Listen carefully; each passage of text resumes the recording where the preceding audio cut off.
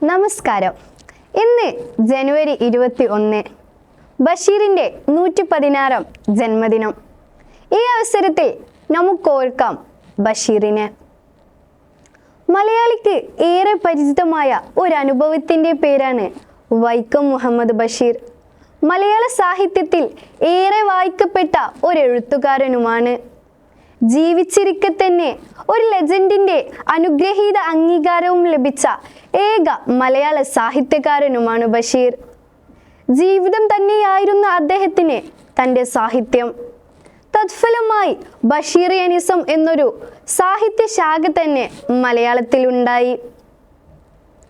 തൂലികയിലൂടെ സ്നേഹമൊഴുക്കിയ അക്ഷര സുൽത്താന്, ഇമ്മിണി വലിയ എഴുത്തുകാരന്, സാഹിത്യ സുൽത്താന് പ്രണാമം.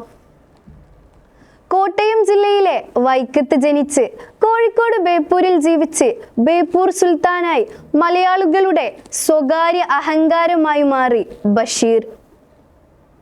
ബേപ്പൂർ സുൽത്താൻ എന്നത് സ്വയം സൃഷ്ടിയാണ്, മറ്റാരും നൽകിയതല്ല.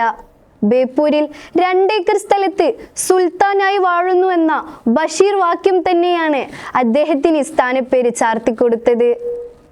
കണക്കു ക്ലാസ്സിൽ ഒന്നും കൂട്ടിയാൽ ഇമ്മിണി വല്യു എന്ന് ബാല്യകാല സഖിയിലെ നായകൻ മജീദ് പറഞ്ഞ ഒരു പുതിയ കണക്ക് ശാസ്ത്രമുണ്ട്. ഒരു ലോക വലിയ സത്യമാണത്, സ്നേഹത്തിൻ്റെ സത്യം. ഒന്നും കൂട്ടിയാൽ 2 അല്ല 1 ആവുകയാണ് വേണ്ടതെന്ന ലോക സത്യം.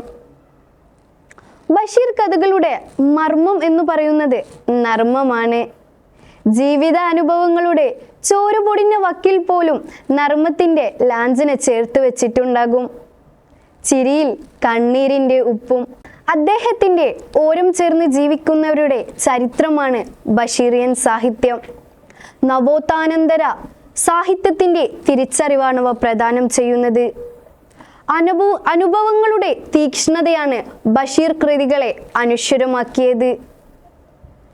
എല്ലാത്തിനെയും ചിരിയാക്കി മാറ്റിയ കഥകളുടെ രാജകുമാരന്, കഥകളുടെ നിത്യവിസ്മയത്തിന് ഒരിക്കൽ കൂടി പ്രണാമം. പ്രണയിക്കുമ്പോൾ മതിലുകളൊന്നും തടസ്സമല്ലെന്ന് പഠിച്ച വിശ്വവിഖ്യാതനായ എഴുത്തുകാരനാണ് ബഷീർ.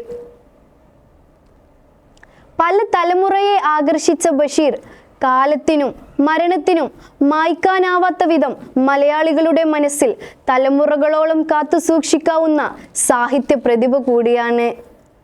ഇന്ന് ബഷീർ നമ്മുടെ കൂടെ ഇല്ലെങ്കിലും വെളിച്ചത്തിനെന്ത് വെളിച്ചമെന്ന് പറഞ്ഞ ആ കഥാകാരൻ്റെ വെളിച്ചം എങ്ങും എന്നും നിറഞ്ഞു നിൽക്കും.